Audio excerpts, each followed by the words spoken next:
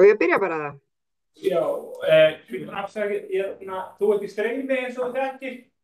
Við erum... Já, einmitt. Jú. Já, Þið segir mér bara hvenær ég má byrja. Ég ætlaði bara að segja hæ áður en ég seti glærarnar í gang.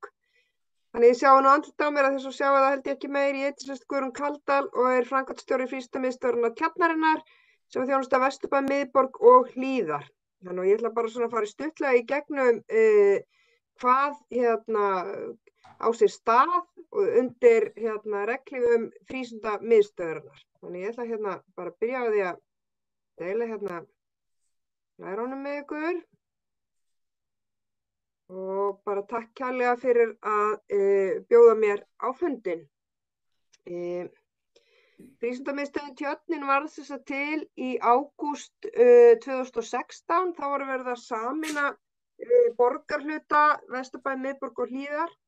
Og það eru 4 frístundamiðstöðvar núna í Reykjavíkurborg en voru áður 6. Það er búið að vera að sameina og breyta stjórnkerfinu og við sem sagt erum höfum fylgt í takt við það.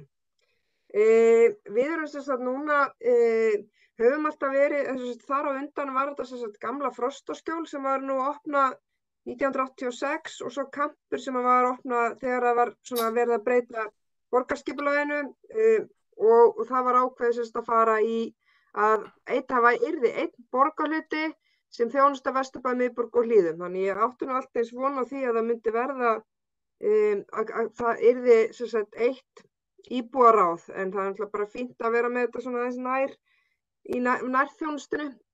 Þannig að í rauninni það sem ég fer í gegnum hér, ég reyna að fókusera á Vesturbæinn en auðvitað er ég að fjalla þjónustu sem er fyrir Vesturbæ, Miðborg og Hlíðar. Við erum staðsett í Frostaskjóli 2 og svo erum við með alla starfseiningarnar okkar út í grunnskólanum í borgarhlutunum. Við vinnum alltaf eftir starfsáætlun hvert ár og hún er unnin í nánu samstarfi við börn og unglinga, fjölskyldur og aðra hagaðila sem að starfinu koma.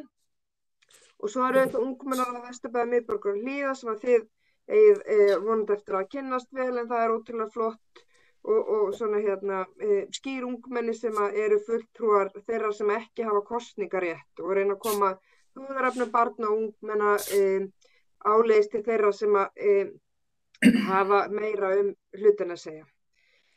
Tjörnin hefur alltaf unnið mjög miklu samstarfi við aðra aðila sem koma að uppeldisumhverfi barna og við höldum því áfram núna þegar við erum komin niður á Vesturmiðstöð inn á skóla og við erum þarna nokkur sem erum í stjórnendateyminu sem erum komin inn á skóla frístundaþjónustu Vesturmiðstöðar sem er niður á Laugaveg 77 og ég sitt meðal annars í verkefnisstjórn Betri borg fyrir börn sem er svona verkefni sem Reykjavíkurborg hefur sett á laggirnar til að innleiða lögum samþætta þjónustu fyrir börn og fjölskyldur, svokallað farsældar frumvarp. Þannig að það er ýmsar breytingar í gangi þrátt fyrir að 80% af starfin okkar sé í rauninni óbreytt en þá erum við að innleiða þessi farsældar lög í samstarfi við velferðarsvið og erum sem sagt heitum bara núna öll Vesturmiðstöð og vinnum saman að því allir starfsmenn Reykjavíkurborgar sem koma að velferð og uppeldi barna. Sjá, hvað gerist nú? Svona. Við erum í rauninni að vinna alltaf eftir menntastefnu látum draumana rætast sem gildir til 2030 og svo frístundastefnu Reykjavíkurborgar sem var unnin svona þvert á svið og helstu áhersluþættirnir þar í frístundastefnunni eru fjölbreytt og skemmtileg, virk þáttaka, jöfnur, forvarnir og lýðheilsa og fagmennska. Og svo náttúrulega skarast menntastefnan og frístundastefnan og það sem er skemmtilegt við menntastefnuna og er rauninni frábært að það er sem sagt svona bóklegu svona hefðbundnu grunnskólanámi og svona maður kallar þetta hálf formlegt nám sem er starf á vegum hins opinbera eins og félagsmiðstöðvar og frístundaheimili. Þar er þessum þáttum alveg báðum gert jafnhátt undir höfði og það er svona mikil vitundarvakning að það margt sem mótar börn. Það ekki eingöngu það sem það lærir í grunnskóla, heldur það umhverfið og allar tómstundir og þeir þættir sem að barnið hefur áhuga á að efla sig í. Og í frístundastarfinu erum við alltaf að greina styrkleika. Við erum alltaf að greina styrkleika og hjálpa börnum að efla sig og styrkja. Við erum ekki að greiningar í okkur ganga út á að greina jákvæða þætti og styrkja þau áfram til að verða góð í því sem þau hefa áhuga á og eru góð í. Þannig. Svo vinnum við eftir að því að félagsmiðstöð, frístundaheimili eru orðin lögbundin og eru partur af grunnskóla lögunum, en félagsmiðstöðvar eru enn ekki beint lögbundnar þó svo gild sé til lög ef maður með félagsmiðstöð líkt og leikskóla þá það ekki lögbundin þjónusta. Þannig að við erum með starfskrá frístundamiðstöðva og það svona dálítið svona eins og aðalnámskrá. Það rosalega bara skýrt hver gildin eru, þau eru þríþætt. Það forvarnagildi, menntunargildi og afþreyingargildi. Það verður að vera alltaf gaman. Í félagsmiðstöðvunum eru börnin og þau koma sjálf. Þau eru ekki skráð í þjónustu eins og í frístundaheimilum til dæmis. Og til að þau vilji koma það verður að vera þannig að það sé uppbyggilegt og skemmtilegt að taka þátt. Svo erum við að vinna með þessa lykilfærni. Það sem sagt sterk sjálfsmynd, umhyggja, félagsfærni og þáttaka og virkni. Við erum alltaf að vinna með krakkana í hóp, við erum alltaf að efla þau þó að séu einstaklingsáætlanir, þá gengur öll vinna út af það að gera þau betri í að umgangast aðra, sýna samkennd, taka þátt og láta sig aðra varða. Þannig að þið sjáu þarna, ég sendi svo heim í glærurnar, þá þarna til þessi linkur á síðan starfskrána, þannig að þið getið gluggað í það ef þið hefur áhuga á. Þið þekkið þetta svo sem, þetta er stór borgarhluti, við erum einna stærstu borgarhlutunum í Reykjavík, þetta tæplega 40.000 manna byggð, þannig að þetta fjölbreytt og skemmtilegur borgarhluti með, það svona, hann mjög margbreytilegur, barnafjöldin tæplega 4.000 og í Vesturbænum það eru jafnmörg börn og unglingar í Vesturbænum eins og í miðborg Hlíðum samtals. Þannig að Vesturbærinn barnmargur og stór. Í Tjörninni eru 215 starfsmenn og ca. 25 þjóðernum.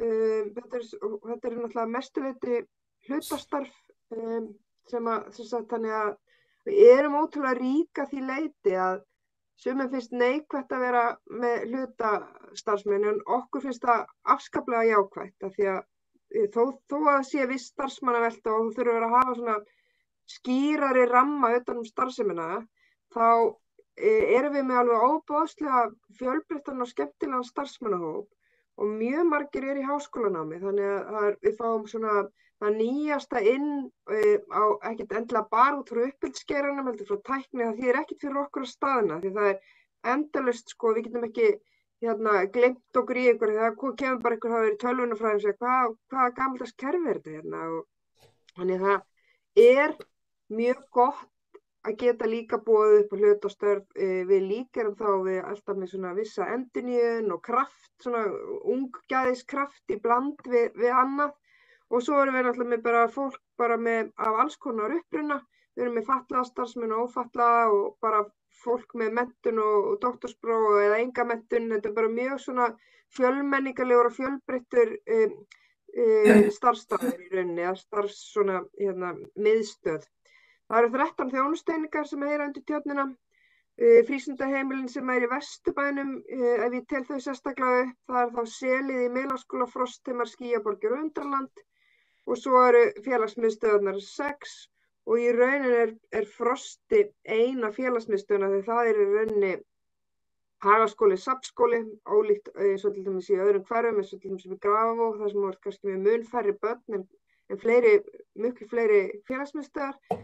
Þannig að þetta hefur bæði kost og galla en það allavega mjög mikið dýnamík alltaf í gangi hjá okkur þegar við erum svo, eins og ég var að segja, bæði í barnahóp og starfsmannahóp alveg rosalega mikið svona fjölbreytileiki.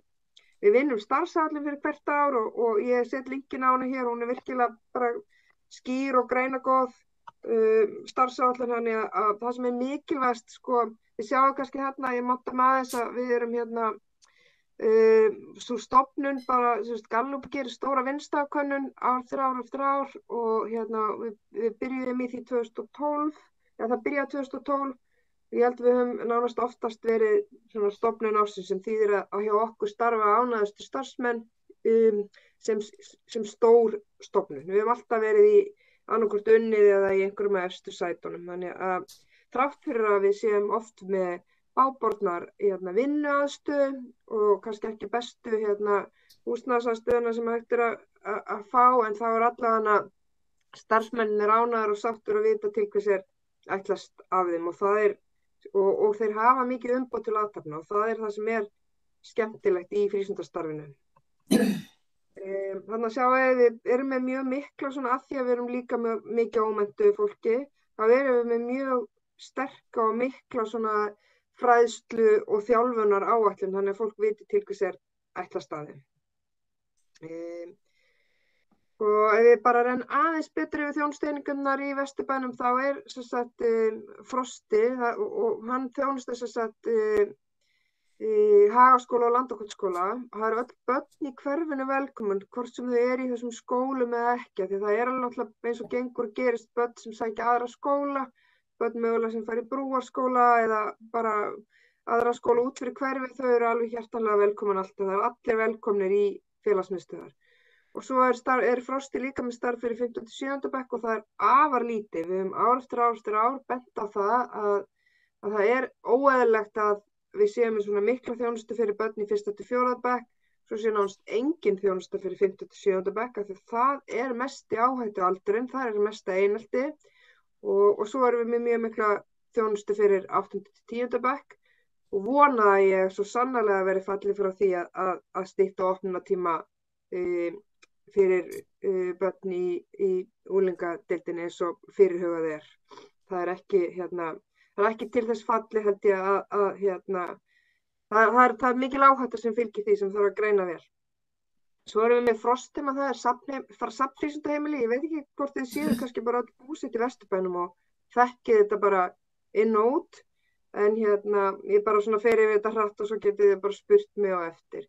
Og þar koma saman börn úr þessum 3 skólum, Melaskóla, Grandaskóla, Vesturbæjarskóla, það 300 börn skráð þar, þetta stærsta frístundaheimili í Reykjavík og afskaplega skemmtileg eining og unnin í góðu samstarfi við aðra sem sjá tómstundir í hverfinu.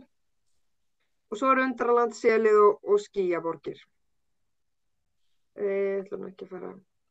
Bara sjá að við erum líka með spennistöðuna sem ótrúlega skemmtilegt, sem gamla spennistöðin við Austurbæjarskóla. Það gaman fyrir ykkur að vita bara því að það alveg frábært húsnæði og skemmtilegt og þar til dæmis fá íbúar rosalega mikið aðgengi að húsnæðinu og við höfum verið að því þar svo mikið bara, það væri gaman að nota samfélagshúsin eða annað það sem aðstæða í Vesturbænum líka fyrir að hvetja til dæmis bara yngri barnaforeldra til að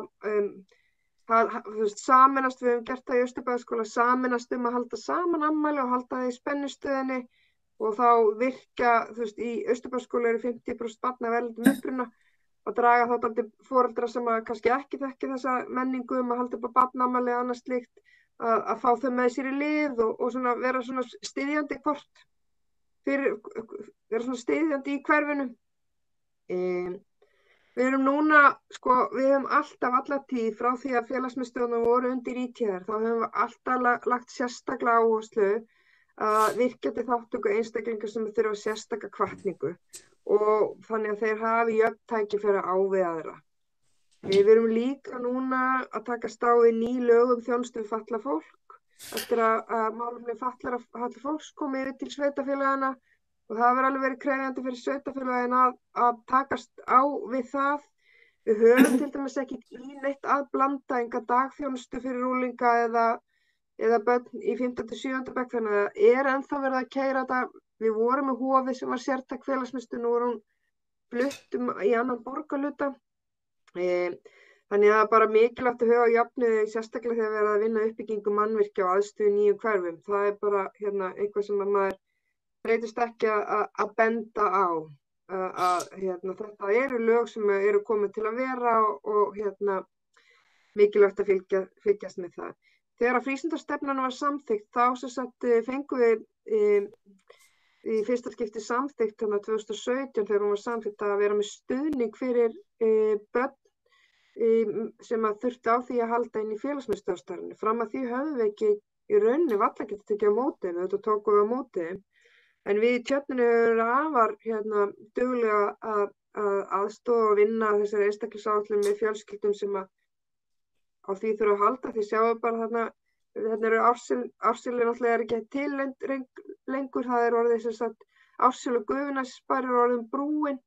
En þið sjáum bara hvað Vesturbærinn tók þessu fagnandi að geta haft stuðninginn í félagsmiðstöðvum og þetta er sem sagt fjöldi einstaklis, þessi fjöldi barna sem að fengu einstaklisáætlun og stuðning inn í félagsmiðstöðvarstarfinu.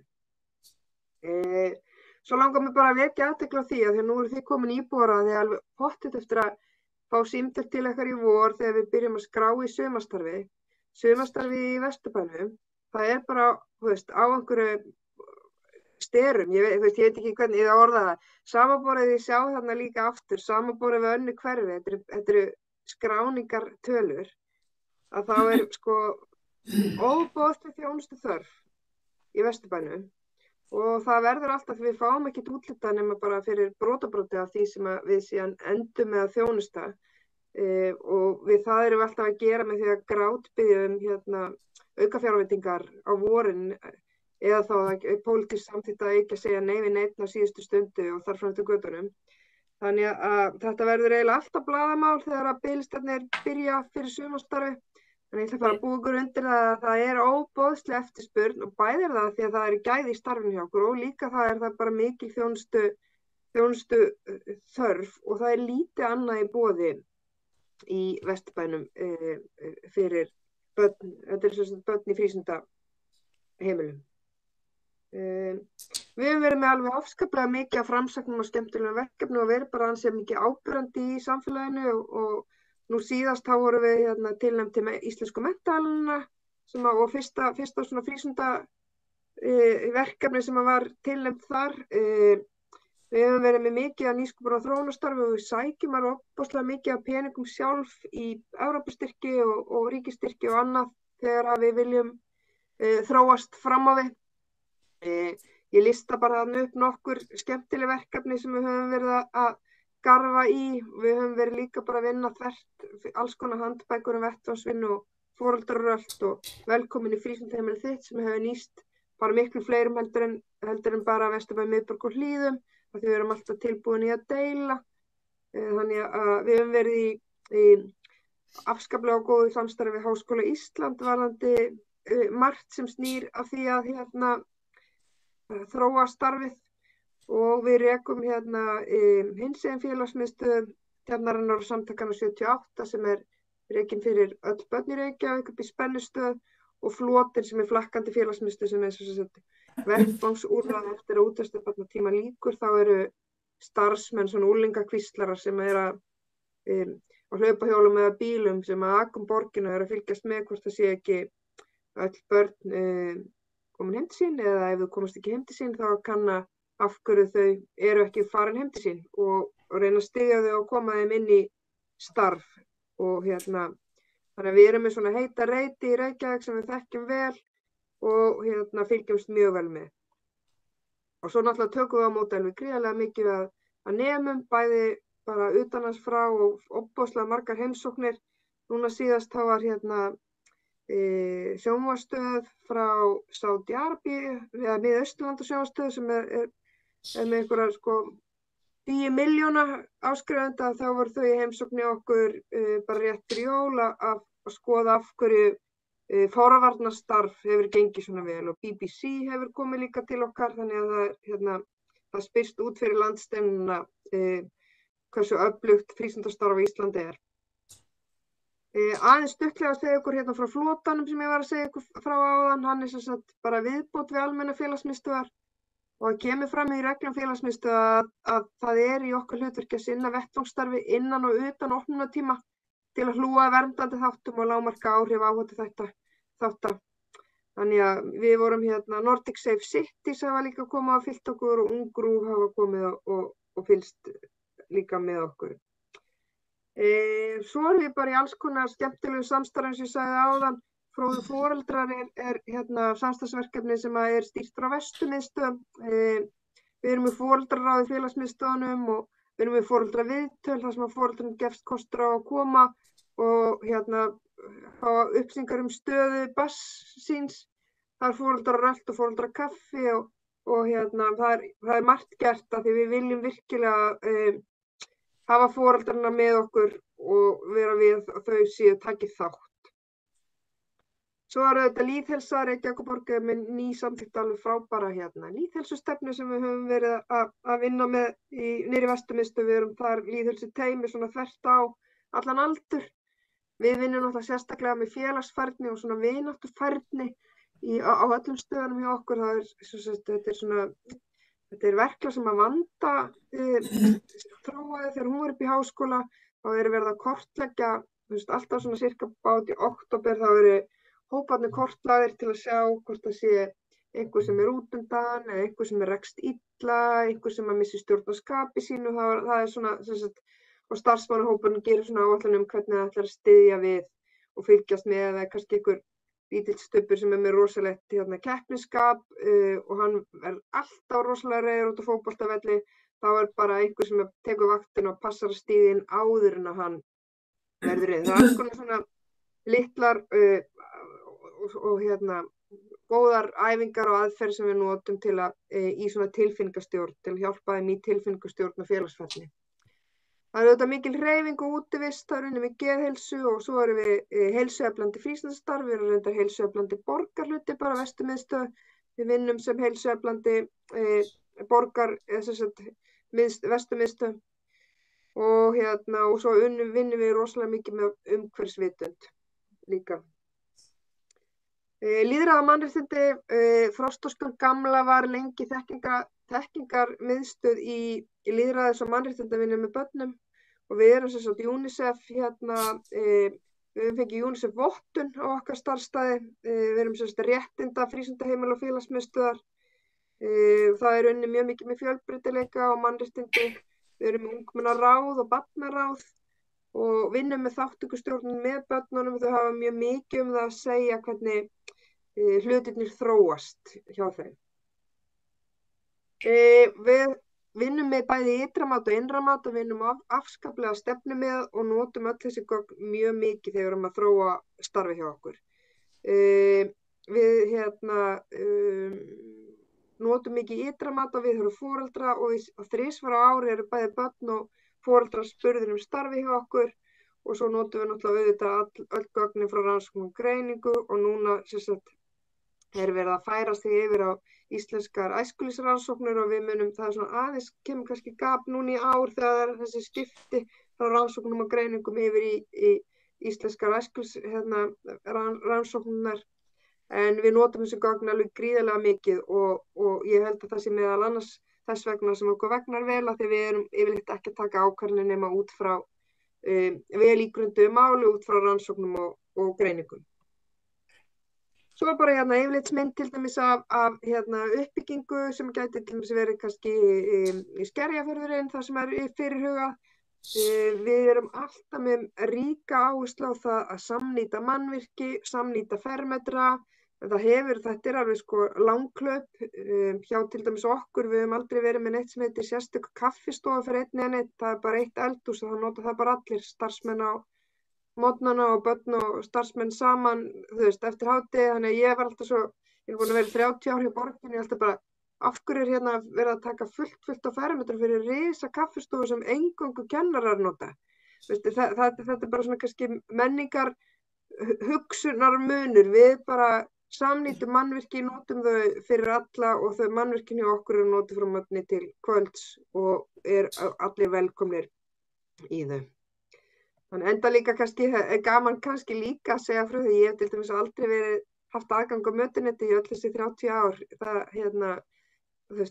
hjá Reykjavíkurborg, þannig að ég held kannski að mögulega við séum komin á þann tíma að við þurfum að fara að hugsa bara alla vinnuaðstöðu fyrir alla upp á nýtt og hætta að vera með þessu lokuðu rými og og vera að taka frá fullt af fermetrum fyrir borð sem kannski sittið við 20% af tímanum.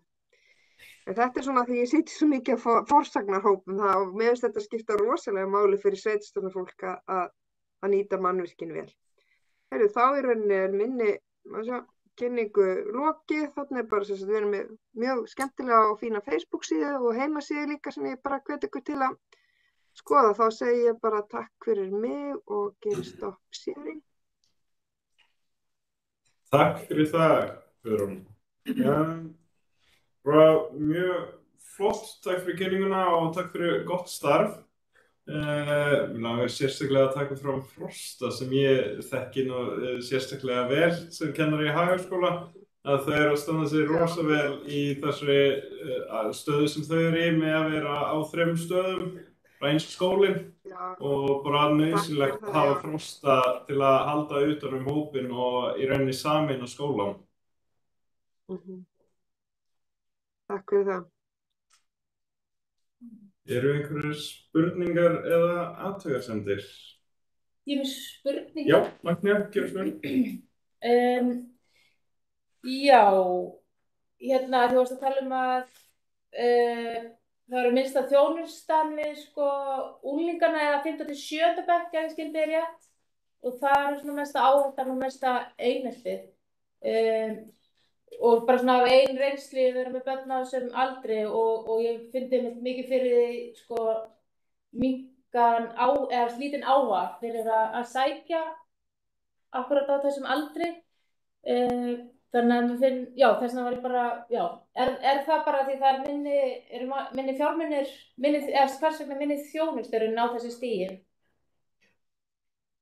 Það er bara því að það ekki sett fjármagn í það og á ekki að vera. Samkvæmt reglum félagsmiðstöðva það bara, ein opnun í viku og þá kannski lendur hún akkurat á þegar einhver er á fótboltaæfingu og það þarf bara að raða því inn í rauninni mannvirki þegar það er ekki frístundaheimili og ekki félagsmiðstöð.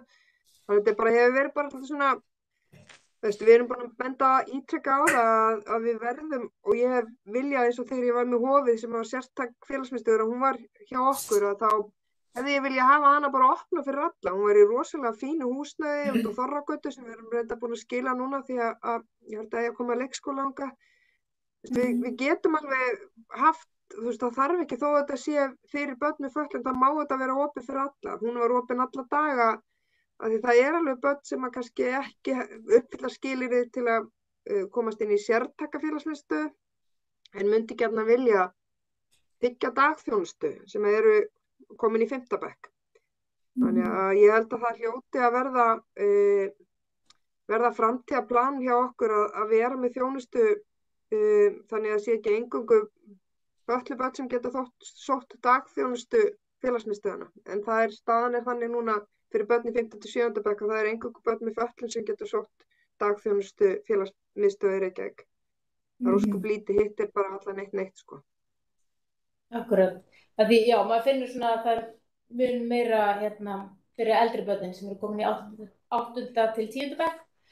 Mér langar líka bara að spyrja svona, er mikil svona klúbbastarfsemi, geta börnin búið til klúbb, sem er innan þeirra áhugasviðs og einhver starfsmaður sem heldur utan það, þannig að þau geta eflt sig þar og finna til meiri þá kannski, betur þá. Það er í félagsmiðstöðum, það er ekki hægt eiginlega af því að það er bara svo lítið, það er mjög mikið í frístundaheimilunum. Það er svona val, það eru valtafla þegar þau koma daglega og þau velja svona lýðræðislegt, þau velja valfundur og þau velja og þau eru búin að leggja til kannski vikuna undan hvaða klúbba þau vilja hafa eða hvaða starf þau vilja hafa. Svo er því stillt upp og þau velja sig síðan í það. Og eins í félagsmiðstöðunum þá náttúrulega eru alltaf verið að greina styrkleikana og reyna svona, ef þau hafa áhuga anime myndasögum þá er búin klúbbur utan það og starfsmaður fenginn til aðstofa þau við að það er ofboðslega mikið spilað. Það er gaman einmitt eins og í Hagaskóla þegar við unnið í svona nánast samstarfi við þau í mörg ár þá tók Ómar aðstoðarskólastjóri sem var hann tók svo oft sem dæmi eitt strák sem hafði engan áhuga að mæta í ensku skólanum en svo sat hann heima á kvöldun og lasi heila hálfu doðrandana fyrir hlutverkaspil á ensku til að setja sig inn í hlutverk og var bara rosalega góður í ensku. Þannig að það er hægt að efla færni á svo margan annan máta heldur en eingöngu inn í skólastofu. Þannig að gott frístundastarf styður alltaf undir gott skólastarf. Þú veist, þetta er samverkandi þættir. Ég er með aðra fram með það. Það kemur að samstarfinu við foreldra. Þú talar bæði foreldraröst og foreldraráð. Eins og foreldraröstið, kemur það að frumkvæði félagsmiðstöðvarinnar eða þurfa foreldrar að taka sig saman og koma með þá frumkvæði á að vera foreldrar, sko, fyrir 98 eða eitthvað þegar við fórum í svona átak gegn bara unglingadrykkju, þá vorum við alveg á öxlunum í svona nokkur ár á foreldrum og hjálpuðu þeim rosalega mikið við það. Svo var þetta bara þannig að þetta var orðið bara komið í fínan gír og foreldrarnir bara sáu þetta sjálf. En foreldrafélögin eiga það, núna eftir COVID bara þetta erfitt að snúa fólki gang aftur, sko. En það var komið bara mjög góðan ról og foreldrafulltrúar og bekkjarfulltrúarnir sáu bara þetta. Og eins og í okkar skólum þá gekk þetta bara nokkuð vel við það. En núna eftir COVID þá voru forstöðumenn félagsmiðstöðvanna að segja að finnst bara frekar erfitt að fá foreldrarna af stað aftur, en við tökum alltaf á móti á föstudagskvöldum, við erum með vesti sem eru merkt foreldraröld og þau fá svo svona leiðbeiningar hvar við höldum að hópamyndunin sé og jafnvel kaffibolla og svo fylla þau út svona skýrslur og senda forstöðumenn í félagsmiðstöðva. Þetta er svona samstarf foreldrafélags og bekkjarfulltrúa og félagsmiðstöðvanna, en þetta meira á ábyrgð foreldrarna þegar við erum með vettvangsstarf en með okkar stuðning. Við erum svona hvatamenn í að þau svona reyni að halda sér við efni. En að því nú er ég sjálf sko bekkjarfulltrúi bæði í Hagaskóla og í Vesturbæjarskóla. Ég hef aldrei heyrt talað þetta foreldraráð í Tjörninni. Nei, það er bara sent út á haustin í svona upplýsingapósti og þeir sem eru áhugasamir þeir gefa sig fram. Já, ok. Einmitt. Takk fyrir. Fleiri? Já, Ásta, gjörðu svo vel. Afsakið komaði seint inn á fundinn. Takk fyrir kynninguna. Mjög gaman að heyra af þau sem er í gangi. Þú myndist aðeins á spennustöðuna. Þá fór ég að hugsa ég veit ekki, kannski misti ég eitthvað af því, en svona samstarf ykkar við Aflagranda og er einhver plön einmitt að því við höfum oft rætt þetta svona í íbúasamtökunum, hvernig er hægt að vera með svona samnýta þessi rými meira og vera með svona einmitt viðburði þar sem að foreldrar taka þátt, eins og á Aflagranda er spilakvöld en þetta er også svona aðskilið Frosta, þannig að já. Sko núna Frosti fer mjög oft upp í samfélagshús Aflagranda og með alls konar eins og fara að nota saumavélarnar og annað slíkt og litlu krakkarnir fara mjög oft að heimsækja spila bingo með eldra fólkinu og svona, þannig að það er mjög mikill samgangur þar á milli og samfélagshúsin eru rosalega svona standa á öllum opin, sko, þannig að það er alveg frábærar þar og margt svona áttahópar og annað slíkt sem að fer fram þar, sko, þannig að ég held að ég hveti ykkur bara áfram til að heyra í þeim og þau eru bara, þar standa dyrnar alltaf opið. Húsið út í Tjörn, sem að Frosti með, núna til dæmis erum við ekki með aðstíð á Hagaskóla, það er í notkun alveg svakalega mikið, það er eiginlega engin laus tími þar, sem sagt. Þannig að það er bara alltaf starfsemi í húsinu. Og eins með út á Frostheimum, KR-ingarnir nota það mjög mikið. Og KR-ingarnir nota líka, Tjörnina, það er bara rosalega mikil samnýting á öllum mannvirkjum hjá okkur, þau eru sko virkilega mikið notuð. Þetta er einhvern veginn, spennustöðun er svo skemmtilegt dæmi fyrir borgarhluta, þannig að svona hvernig náum við að því að núna er eins og Aflagrandi, við höfum kynnst því að þau eru með frábært starf og það er rosalega margt í gangi þar, en það kannski næri ekki alveg til allra, svona þegar maður stingur upp á því við foreldra sem bekkjarfulltrúi, það var kannski ekki að halda bekkjarkvöldið þar, þá er þetta kemur öllum rosalega óvart, þannig það er svona líka hvernig við erum kannski að svona kynnast þessu betur bara sem íbúar? Einmitt. Sko, það er náttúrulega verið núna að byggja, það er í kortunum að byggja nýjan hagaskóla og þar er alveg frábæra pælingar og hugsun með að horfa meira á þennan íbúavinkil líka, sko, og byggingin verður, eða mannvirki verður hannað þannig að það sé hægt að opna hann meira fyrir íbúum, þú veist, sem að í rauninni eiga mannvirki, sko, það sé ekki hannað þannig að þú flæðir allt húsið einhvern veginn, skilurðu, það verður hægt að loka því einhvern veginn af að það sem þarf að vera í friði geti verið í friði og svo sé hægt að hafa nýta hinn helminginn, sko.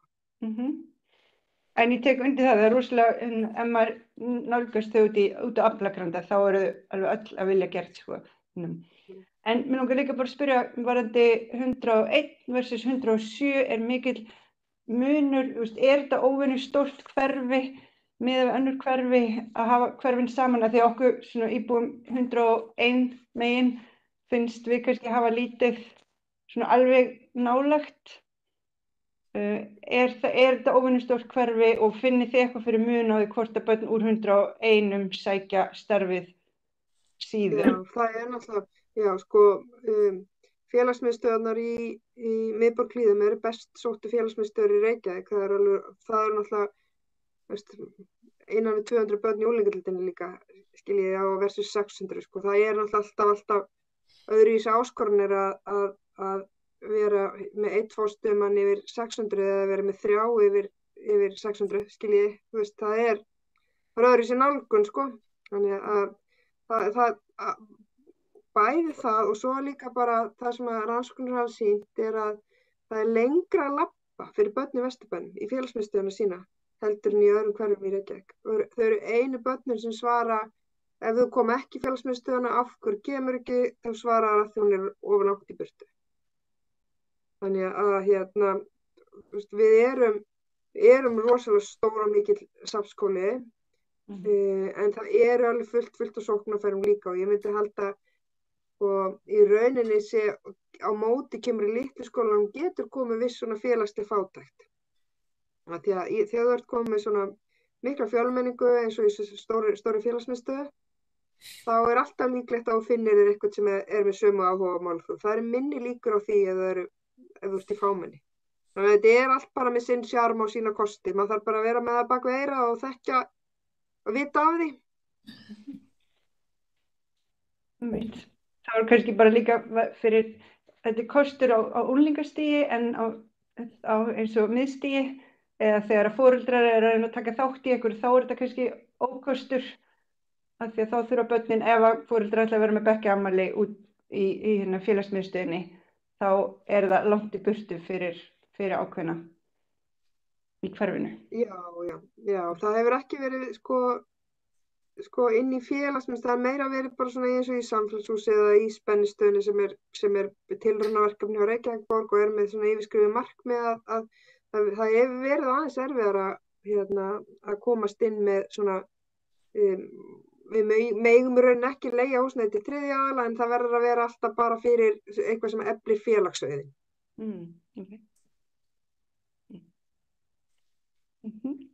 Takk fyrir það.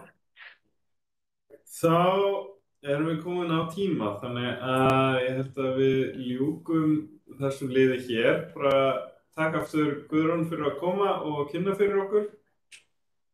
Takk fyrir að fá mig, gangi ykkur vel. Bye. Bye. Sko, við skautum létt yfir að setja fundinn en við byrjum klukkan 4, bara á réttum tíma. Þetta var liður númer 1. Liður númer 2 er úthlutunarreglur hverfissjóðs Reykjavíkurborgar. Og þetta tengist líka saman liður númer 3, þannig að við tökum þetta kannski saman. En við erum með 2 bréf frá Mannréttinda og lýðræðisskrifstofu borgarinnar og Heimir, vilt þú bara kynna þetta fyrir okkur? Já, þetta er sem bara tilkynning það að úthlutunarreglum hafa verið breytt af Mannréttinda og ofbeldisvarnaráði og það snýr að því þessari klausu sem þið eru væntanlega öll búin að lesa. Það er ekki opið allt árið lengur, heldur umsóknartímabil 2 ári.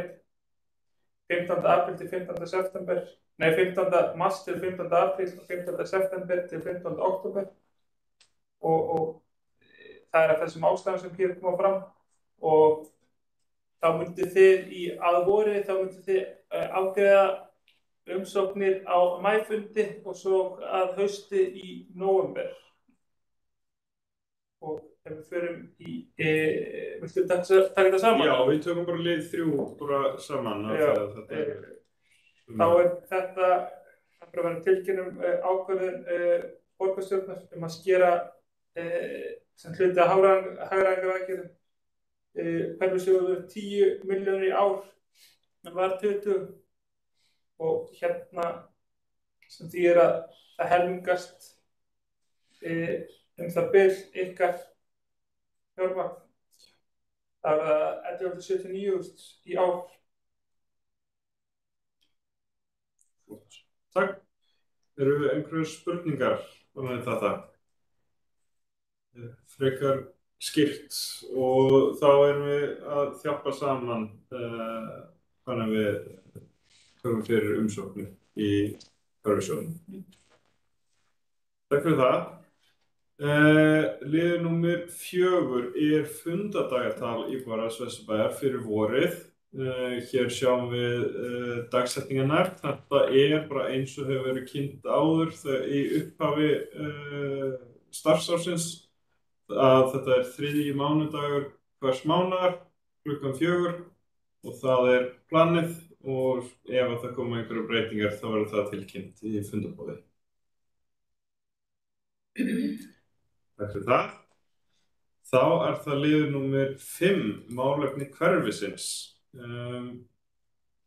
Við höfum sem venja ekki tekið þannig lið sérstaklega fyrir af því að við höfum ekki haft gesti á fundinum sem vildi ræða mál þar. En ég hef séð mikla umræðu undanfarið snjómokstur og Martin í íbúasamtökunum sem fulltrúi hér var líka að safna saman einhverju gögn. Þannig að við langaði að opna fyrir umræðu ef að einhver skildi vilja tjá sig snjómokstur í hverfinu. Má ég byrja? Já, ágætlega, gjörðu svo vel. Ég með sem sagt, hef verið með auga á gamla Vesturbænum og mér finnst mjög illa moka þar og til dæmis var ég að koma úr Hjelni daginn og þurfti að fara Nýlundugötuna og það var eiginlega bæði ófært gangandi og bílum, nema þú verður á jeppar. Þannig að það var, mér finnst bara að mörgu leyti gamli Vesturbærinn vera svolítið afskiptur miðað við það sem maður upplifir þegar maður kemur í 107 eða þú veist, þann hluta. Það er bara mín skoðun. Heimir, getur kannski opna heimasíðuna reykjavík.is /snjór og finna borgarvefsjá. Þar sem við sjáum líka forganginn en þar íbúagötur í síðasta forgangsblokki. Húsagötur, þannig að þjónustuflokkur númer 3. Og eiga þannig að vera síðust en eiga auðvitað að mókast líka. En ef við skoðum þannig borgarvefsjá. Hvað fyrir ofan? Hvað í forgangi? Ég man ekki flokkunar, það aðeins neðar þannig. Stoppbrautir í fyrsta og svo aðra safngötur, einhver grunnskólar og svo aðrar húsgötur. En ég tek undir það sem Ágúst segir, ég líka Ert þú í gamla Vesturbænum, það var bara í fyrra dag eða eitthvað sem var komin móka. Já.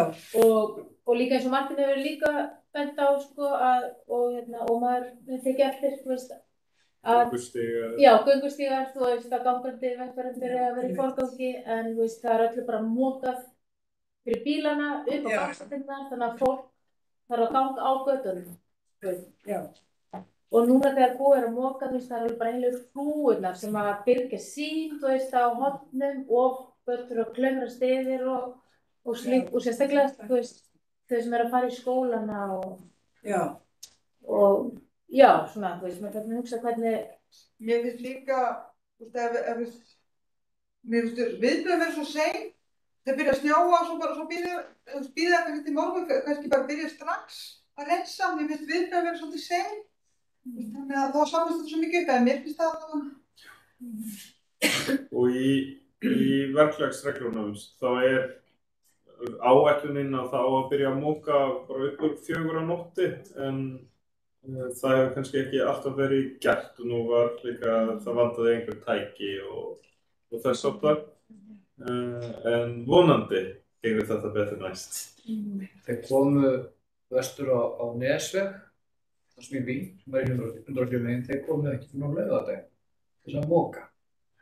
Og þá var enda búið að taka einhverja gangstyttur og svona, en þetta samt svo gert þannig að fólk á erfitt með að komast leiða sinni. Og það rutt fyrir þannig að maður kemst ekki út við einn með bílinn og hvað er ekki að leggja, og þetta verður svona kaotískt. Og þegar snjórinn loksins mokað þá bara setur hrúga fyrir framan hús hjá nokkurnum, sko. Þannig að maður sér ekkert þegar maður er að bakka eða fara út bara út af umferð. Í staðis að bara fara með þetta út í sjó eins og ég held að ætti að gera það. Það er gert ekki þar, er það ekki? Það er samt ekki gert hér, bara út af hættu á mengun. Ég held að þeir samt sko mokaði svona alveg við ströndina. Það er alveg verið að flytja snjó upp á Hólmsheiði, ég sá það í fréttum um helgina. Ég þekki ekki nákvæmlega hvernig það gengur eða hvað þeir taka skamlanum.